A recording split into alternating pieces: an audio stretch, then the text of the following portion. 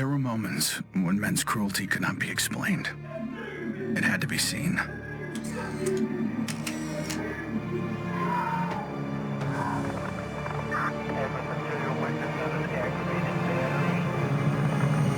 The perfect shot pierced our numbness, sent up a flare to save the next generation.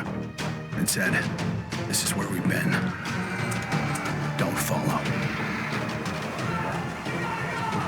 Then there was no one left to heed the warning. The only one left to save was yourself. My earliest memory is war. It was a conflict so complex that it could never be resolved.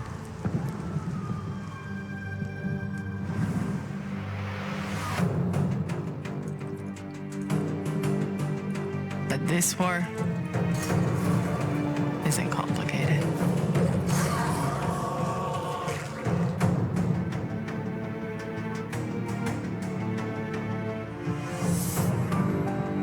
Death is still heartbreak.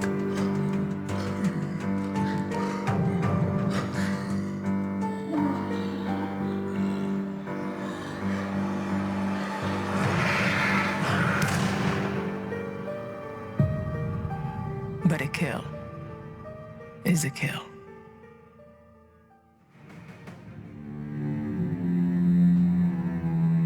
Don't play in the dirt, Ethan.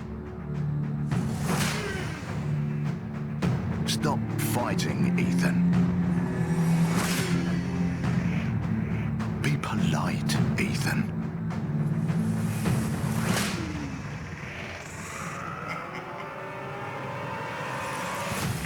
We can suppress the animal instincts all we want, bury them under layers of polish.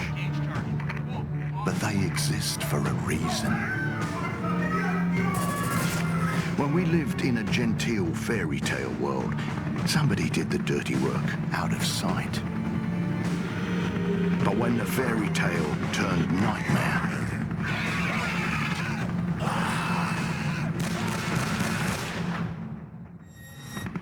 those instincts were the only thing that kept us alive.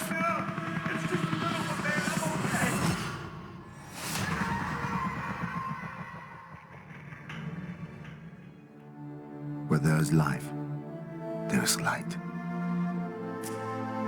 The glow of hope. At times, it burns brightly, but dwindles and fades.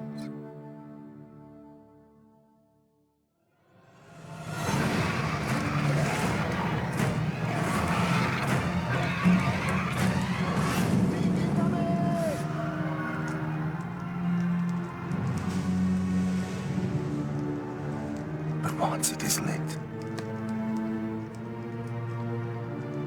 we must never let it die.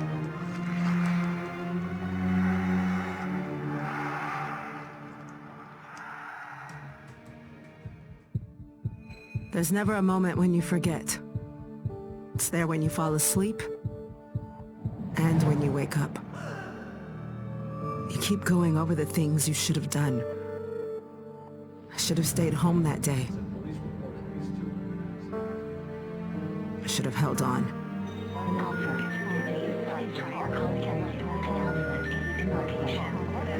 The agony is always there. But I've learned to live with it. Because the only thing stronger than regret is hope.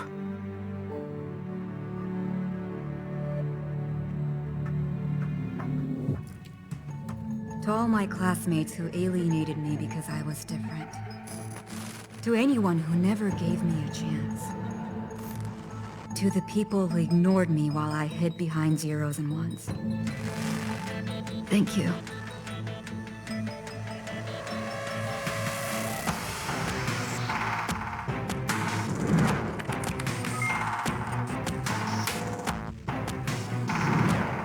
Without you, I would never have made it this far.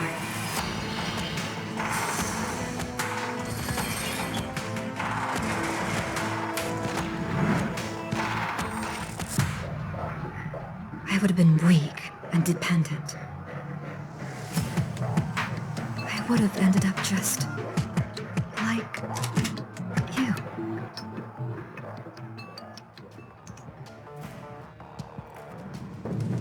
We're so small, really. Insignificant. In the grand scheme, one life means so little. You dedicate yourself to a principle. But in the end, it's out of your control.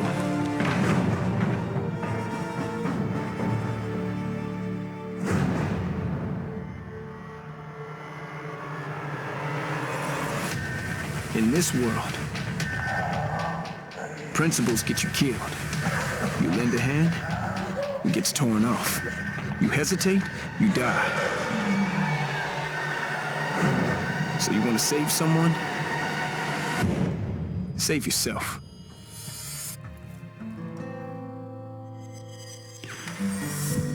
I was born into this life. I suffered for it. And reaped the rewards. I could tell you that I didn't want it. That I tried to get out.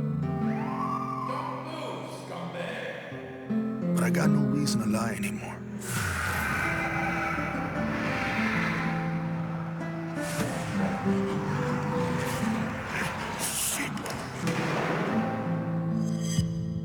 That life is the only reason I'm still here.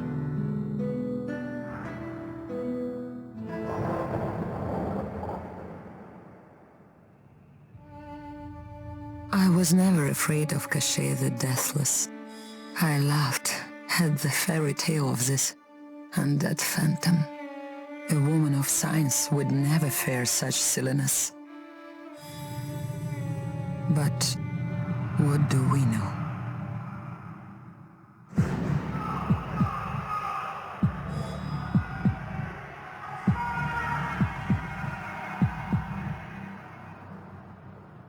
Science cannot explain what I've seen. And in the face of such horror, there is no logic.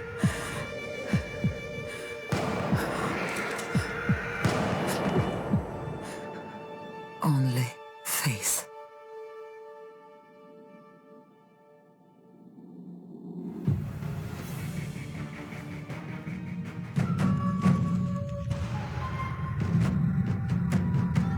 I was 11 years old the first time I felt the ground shake. My instinct was to leave. But my grandparents wouldn't hear of it. This is our home, they told me. We don't leave. I came to live by that code. Earthquakes, tsunamis, typhoons, they're all part of life here. We accept them. We don't leave. When the evacuation was announced, I rejected it. This wasn't our way. Then I saw them. And I understood. This wasn't another disaster. This was a war.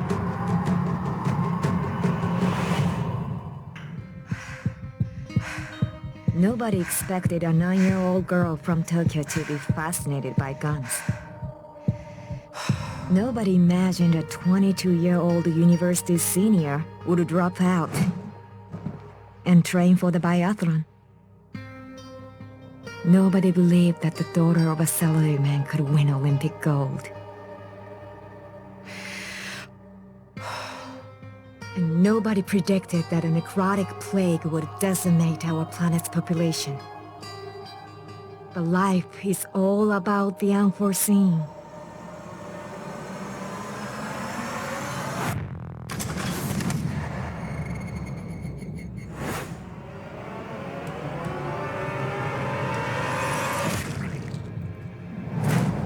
And nobody saw me coming either.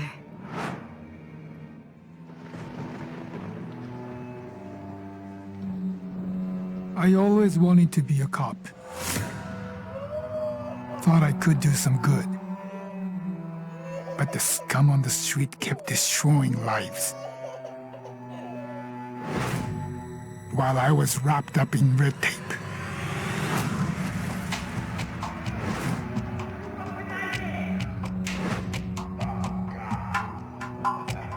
Shackled by senseless laws. The virus stripped all that away, left us to fend for ourselves. And finally, the chains were off.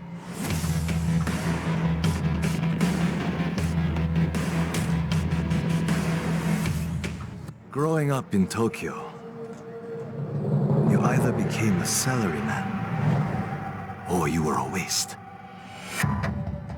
If you asked around, it's safe to say I was the latter. They said I lacked self-control, that I shamed my family. So my father sent me off to relatives in the States. Turns out, Americans care a lot more about earnings than honor. Which worked out fine.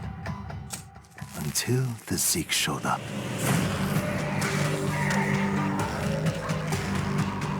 The Japanese decided to evacuate.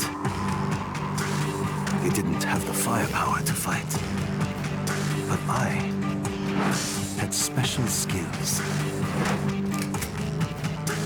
So when everyone else was leaving, I went home.